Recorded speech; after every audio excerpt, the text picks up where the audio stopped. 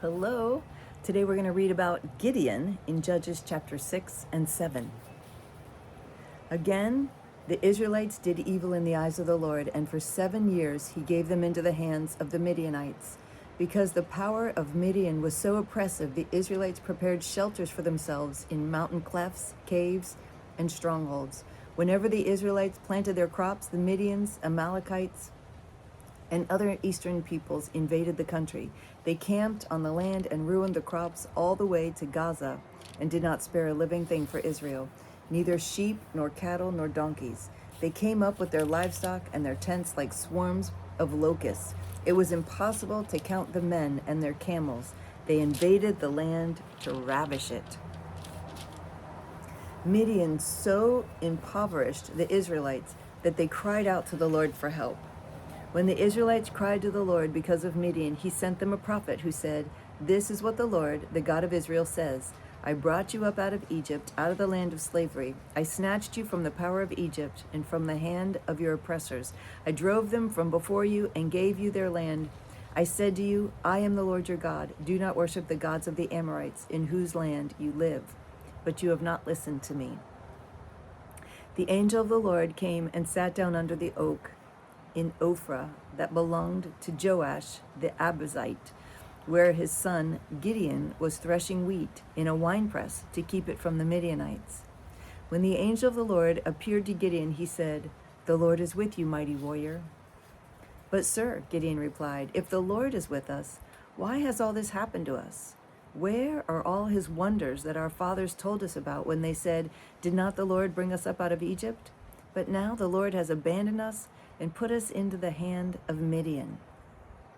The Lord turned to him and said, "Go in the strength you have and save Israel out of Midian's hand. Am I not sending you?" "But Lord," Gideon asked, "how can I save Israel? My clan is the weakest in Manasseh, and I am the least in my family." The Lord answered, "I will be with you, and you will strike down all the Midianites together."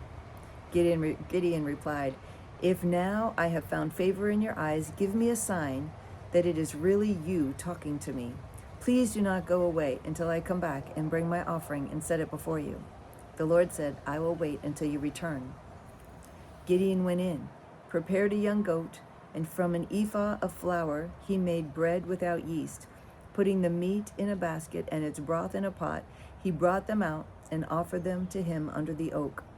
The angel of the Lord said to him, "Take the meat and the unleavened bread, place them on this rock, and pour out the broth." Gideon did so. With the tip of the staff that was in his hand, the angel of the Lord touched the meat and the unleavened bread. Fire flared from the rock, consuming the meat and the bread, and the angel of the Lord disappeared. When Gideon realized that it was the angel of the Lord, he exclaimed, "Ah, sovereign Lord, I have seen the angel of the Lord face to face." But the Lord said to him, "Peace, do not be afraid. You are not going to die." So Gideon built an altar to the Lord there and called it, "The Lord is Peace."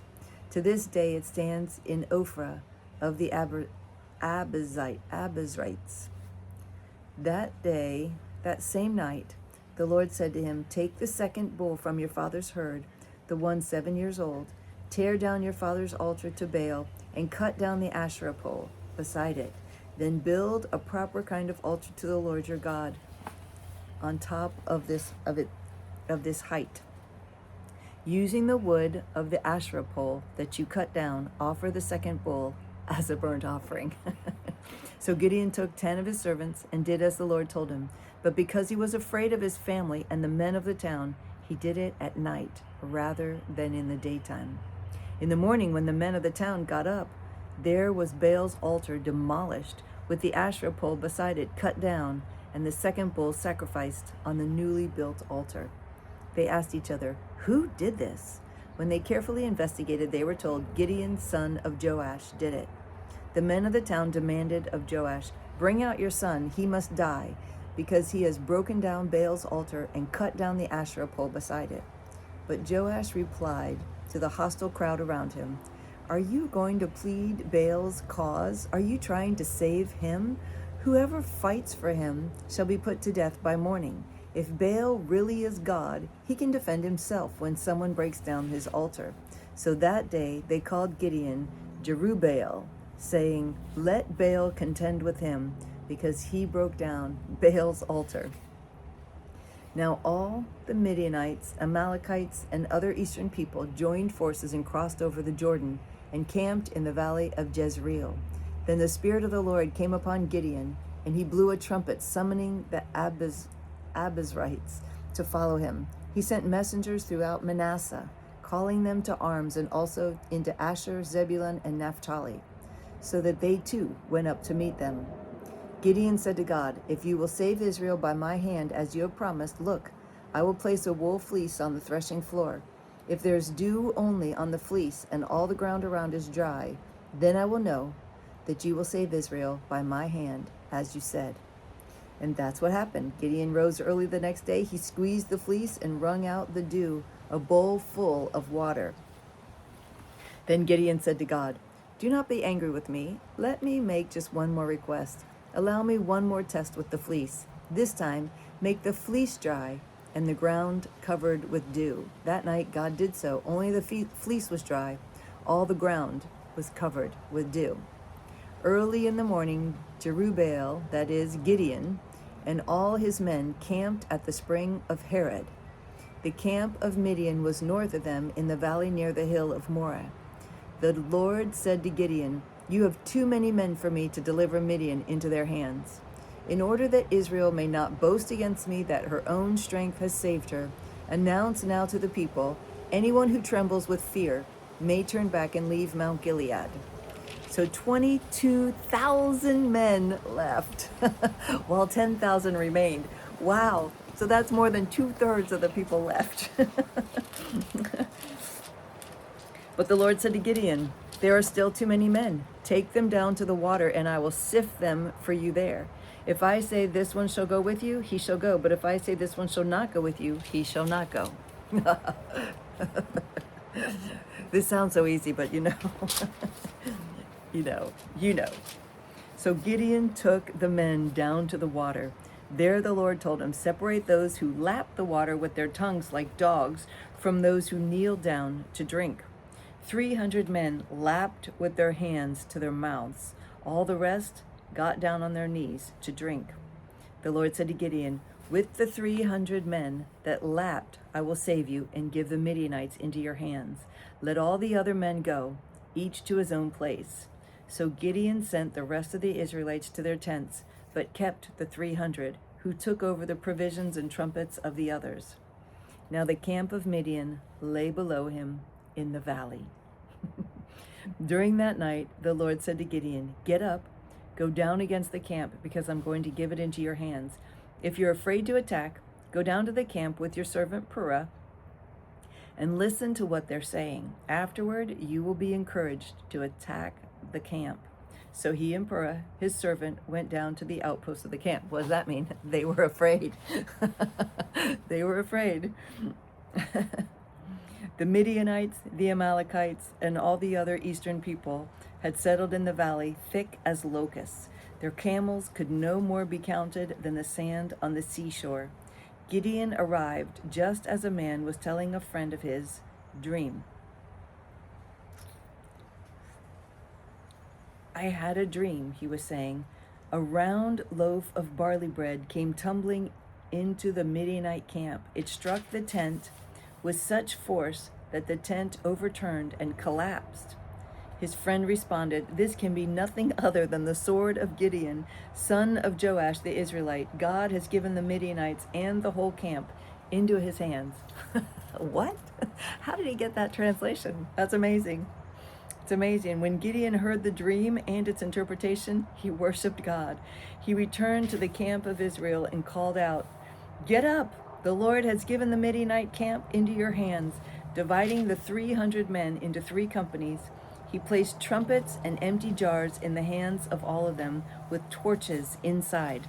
Watch me, he told them. Follow my lead. When I get to the edge of the camp, do exactly as I do. When I and all who are with me blow our trumpets, then from all around the camp, blow yours and shout, for the Lord and for Gideon. Gideon and the 100 men with him reached the edge of the camp at the beginning of the middle watch, just after they had changed the guard. They blew their trumpets and broke the jars that were in their hands.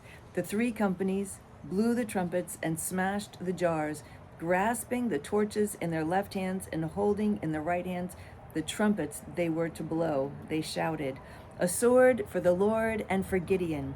While each man held his position around the camp, all the Midianites ran, crying out as they fled. When the 300 trumpets sounded, the Lord caused the men throughout the camp to turn on each other with their swords. The army fled to Beth Shittah toward Zerah as far as the border of Abel Meholah near Tabath. Israel from Naphtali, Asher, and all Manasseh were called out, and they pursued the Midianites. Gideon sent messengers throughout the hill country of Ephraim, saying, "Come down against the Midianites and seize the waters of the Jordan ahead of them as far as Beth Barah." So all the men of Ephraim were called out, and they took the waters of the Jordan as far as Beth Barah. They also captured 2 of the Midianite leaders, Oreb and Zeb. They killed Oreb at the rock of Oreb, and Zeb at the winepress of Zeb.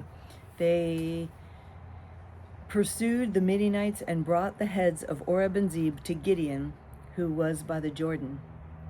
Now the Ephraimites asked Gideon, "Why have you treated us like this? Why didn't you call us when you went to fight Midian?" And they criticized him sharply. But he answered, "What have I accomplished compared to you? Aren't the gleanings of Ephraim's grapes better than the full grape harvest of Abiezer? God gave Oreb and Zeb, the Midianite leaders, into your hands. What was I able to do compared to you?" At this, their resentment against him subsided. Oh my goodness. Even in his greatest lifetime victory, where he obeyed God and won a huge battle without weapons, it looks like he won the battle with jars and trumpets. He gets criticized. It's probably a life lesson right there. It's probably a life lesson. So that's all we're reading for today. I think we still continue reading about Gideon tomorrow. But that's all we read for today. So thank you for joining me. It's always a pleasure to read with you. I love you so much.